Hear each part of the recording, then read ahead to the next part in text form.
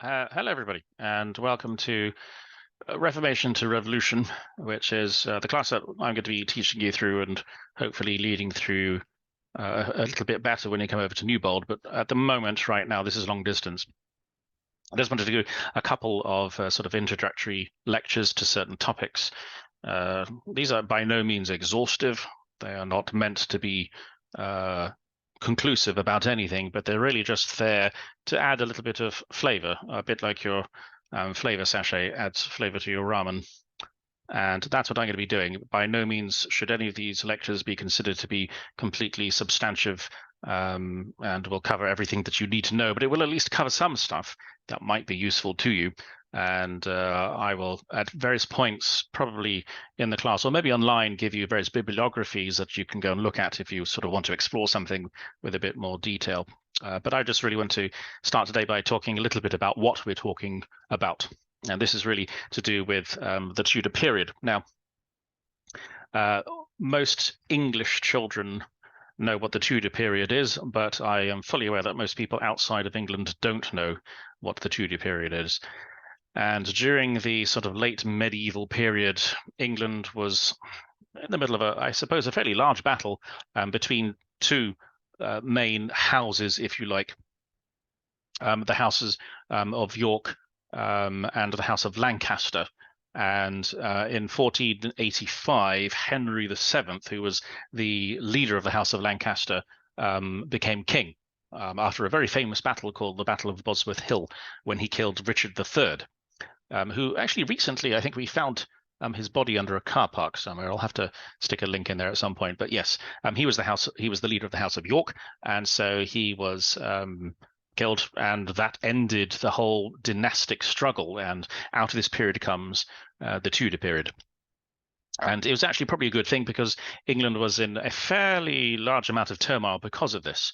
A lot of people died, statistically speaking, in terms of the population. A lot of people died. So it was probably good. Henry was, I think, the first king to peacefully hang over his crown to his son, which before then had been a fairly tempestuous affair. Anyway, so the Tudor period comes along, and for a good century or so, we have a good amount of stability, political stability. And that's why I guess the Tudors have become a very sort of important part of British history, because it's the first time we have this stability. And that helps in so many different ways. It also enables the monarchs to reinforce the state and what the state can do, and introduce also different major terms or major changes in terms of governance of that state. Probably the most famous of all the Tudors, of course, which I think most of you will be familiar with, will be Henry VIII, who had 6 wives and killed off quite a few of them. And we will talk about those in more detail as we go through the semester. The next sort of major king that we will, rather queen we will cover, is Elizabeth I, Gloriana, or Good Queen Bess, or the Virgin Queen, depending on who's doing the talking. And that sort of ends the immediate sort of Tudor period, but then it moves into the Stuarts. It's still considered the Tudor period because these are all sort of family members. And then so we end up with James I, who was christened the wisest fool in Christendom. We have Charles I. He and his policies precipitated the Civil War in Britain. He is the only executed English king. Other kings may have been assassinated, but Charles I was executed by Parliament, and this will have ramifications throughout time. After him comes Charles II, the merry monarch, who is known for his many mistresses and also for his spaniels. If you've ever seen the King Charles Cavalier Spaniel, this is named at least after him, or at least he popularized it. I'm never quite sure on that one. I should one day look it up. After him comes James II. James II was driven from the throne of England, and thus started the Second English Revolution, which in some ways is probably one of the more interesting revolutions. And again, we'll talk about these things more in time. So we cover the Tudors and the Stuarts, which is pretty much the basis for modern England. Now, the time period is often called early modern, because we're not quite in the modern period yet. And this time period probably runs up to, I would say, probably around the late 1600s.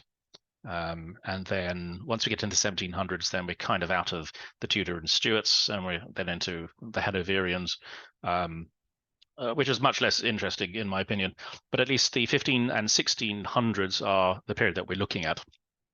And part of the reason why we look at this is much of what we've seen around us is a result of things that have taken place. Even the arguments today, I was listening recently to various English luminaries argue about what's happening with Brexit and England leaving the European Union, and the arguments go all the way back to the 1600s. But if we don't have, and this is a dangerous statement to say, but if you don't have the Tudors, we don't have Henry VIII, which means we don't have an English Reformation. If we don't have an English Reformation, we have no religious arguments, which means that we don't really end up with the Puritans, and then we wouldn't end up with the Americans, as far as we know America at least. So in a way, the Tudor period is kind of important, although it is possible to look back at any chain of events and say, well, this leads to this, which leads to this, which leads to this, and that can be happening for anything. But I think this is a particularly interesting period. Much of the characteristics of modern Britain are laid down here, notably things to do with religion, although that is drastically changing within the last 20 years or so, but definitely the economy, the political structure, the culture and the political values. Many of these things go all the way back to this period. So in other words, it's kind of a major thing. Excuse me, it's a major thing. It's a major thing for England, but it also has ramifications on the continent and also in America as well, which you may hopefully find sort of interesting. Now, you might question, or at least some of you, and I know not all of you are history majors, or maybe none of you are history majors, why do this kind of history? It's often old, it's out of date, and often it's unimportant, or at least it seems unimportant. I hope that I've at least attempted to whet your appetite in telling you that there are some long-term consequences of these things that happened here, and that is why we should be studying them. But there are some other things. Doing history takes imagination. Trying to figure out what's going on and why something is going on does take imagination. That's not to say that there aren't other important hard skills, so to speak, that are necessary, but imagination is absolutely one of them. It's good for your soul. The Tudor period is also, I think, a very good technology nexus. We have the Renaissance, which is a little earlier than the Tudor period, but it runs through the Tudor period. But it means that we have an increase in learning, an appreciation for learning, but also an increase in literacy. And this increase in literacy means we have an increase in bureaucracy and statecraft, which means that we have better records. We have historically more to work with than other periods, because people are writing things down and they are preserving things potentially at better rates than what previous generations did. I can't remember the exact sort of numbers, but I did some work on manuscripts and how well manuscripts survive. But pretty much most manuscripts during the medieval period would last maybe a couple hundred, maybe 300 years, and then they would need to be recopied again, and it was a long and complicated process. The Tudor period, of course, sees the advent of the printing press, makes it much easier, and people preserve things a little bit better than they did before. So we have better and more private diaries. We have more private letters to people written backwards and forwards. All of these things help us sort of round out the Tudor period. And so because of this nexus, we have a much better quality of information about how people lived, what they thought, what they ate, what relationships they had with their family members. We know a lot more about crime, how crime was treated. All of this is like useful and interesting things. Obviously, for some of you, this may not be the world's most exciting stuff, but at least if you're a historian, this is kind of interesting. Another reason to study history is really that it's intellectually demanding, and hopefully I will impart some of that demand onto you. Trying to figure out why something takes place, as I said, takes imagination, but it also demands intellectual rigor. And you'll be reading some essays, and hopefully you would have started by now, that require you to think different ways about a particular situation, to analyze it using different bits of data, different bits of knowledge. You need to be able to read different parts of an argument. You need to understand a culture that is distinctly not yours. These are, I would argue, transferable skills and life skills. Everybody needs to be able to understand somebody else and appreciate something that is not theirs. Tudor history, of course, is also a worldwide venture. There are not only English Tudor historians, there are also American Tudor historians, and you'll be reading one of them, or maybe you've already read her already. And so this is not just a stuffy old English thing that we do somewhere in a corner. This is actually kind of something that's done everywhere. I think there's a case to be made that history creates meaning. As somebody once said, looking at the distant past can alert us to the sheer otherness of the past. And I think that is kind of an important thing. These kinds of things, to look at the fundamental changes that take place across 4 or 5 centuries. Admittedly, we're only looking at a couple, but ultimately, if you stay with us for another couple of years, we'll probably cover a few more centuries in these classes.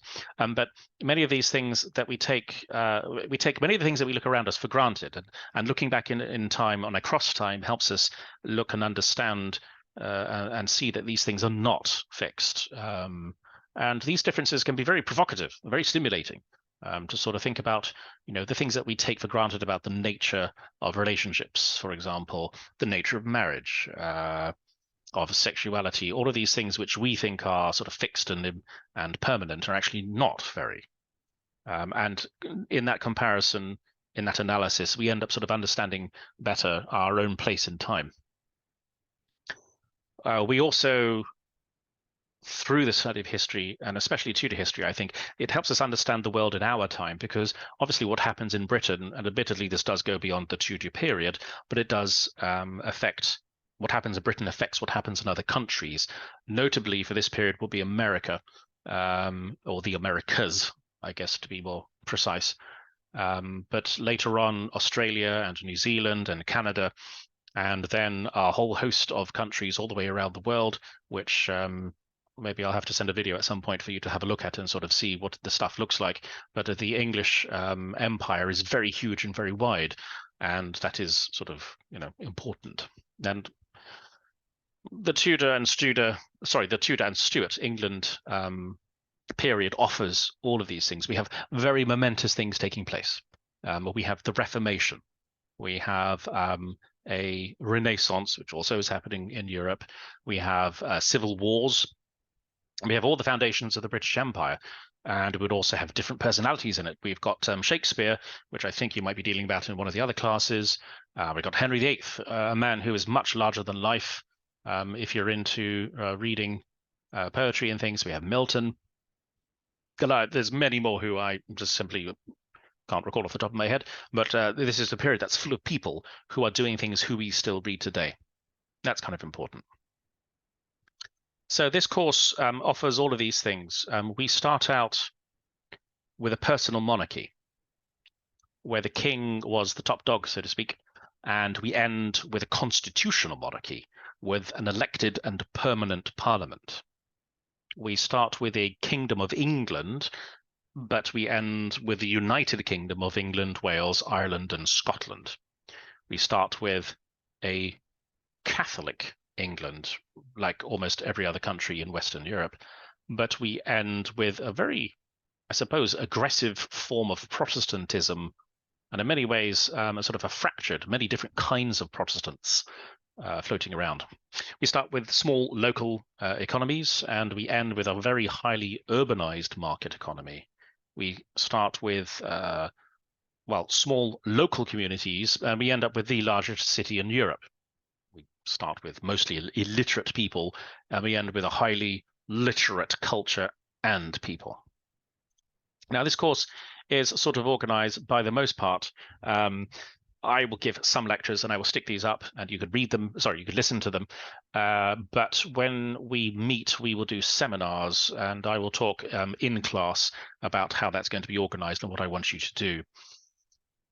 For the moment, it is very important that you follow the textbook and you follow the readings in the textbook. And it is very demanding. It's not difficult, but it does require attention. You may need to look up concepts and vocabulary. Back in my day when I was a student and the earth was still cooling, if you didn't know a word, you sort of had to get out of your room and walk across campus and go find a dictionary and look up a word. And nowadays, you can type everything into Google and you will have it in a few seconds. There is literally no more excuses for not knowing what words mean, and you will come across words that you won't understand, and that's okay. Just look them up, write them in. Sometimes you may have to look up who is who. There'll be many names of people here. You're like, who's that? I have no idea who that is. And it just will be very good to sort of do that. Look somebody up, read the first 2 paragraphs on Wikipedia, and at least sort of have a rough idea of how it works. It's really important that you do the readings. The class cannot function really. And also you won't understand what's going on. I know it may sound as if I'm just doing this because I think this is right, but it is right. You cannot understand what's going on if you don't know what's going on. And you will become poorer as a result of this, and the class will become less interesting. The more you read on this, the more little hooks that your brain can put into different places and say, I understand what that is, or I understand who that person is. And so there you go. I may ask you to answer some of the questions that are in the readings, and I may ask you to sometimes come with questions for the seminars. At the moment, because we don't know what's happening with the online delivery systems, I do not know whether that's going to be able to take place or when that can take place. But absolutely, when you do come to Newbold and you're physically on campus, you will need to have all of this stuff finished and read, so it's kind of very important. So that's kind of where I kind of want to go with this. I don't want to spend too much time on the intro, but that's kind of what we're doing and why we're doing it. And I will then move on to different parts of the content. In the meantime, your best bet is to make sure you can keep up with your reading and make sure that you understand who's who, what's happening, and why it's happening. But your details will go your details will be much more useful to you if you can keep up with the reading. Right, well, the cat has gotten up, so it's probably time to finish now. So thank you very much, and I'll see you next time.